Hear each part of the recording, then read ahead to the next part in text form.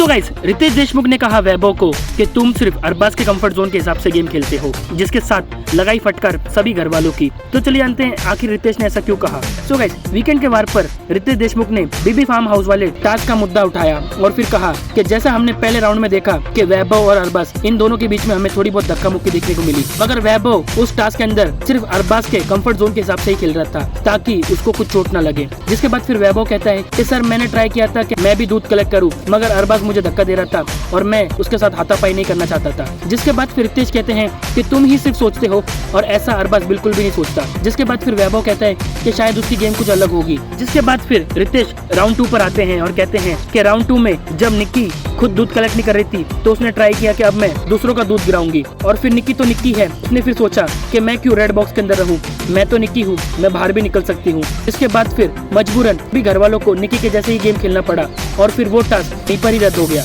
Every week same ही कहानी चलती है, अब पर निक्की कुछ गलत करती है और फिर मजबूरन घर वालों को भी उसके जैसा ही करना पड़ता है और आखिरकार टास्क को रद्द कर दिया जाता है। एक टाइम ऐसा आएगा ऑडियंस तुम सभी को ही रद्द कर देंगे। मैं तुमको ये कहना चाहता हूँ कि तुम्हारे इस खेल को देखकर ऑडियंस बिल्कुल भी एंटरटेन नहीं हुई है। तो गाइस, क्या आपको भी लगता है कि निक्की का सिर्फ एक ही प्लान होता है कि वो हर एक टास्क को रद्द कर सके?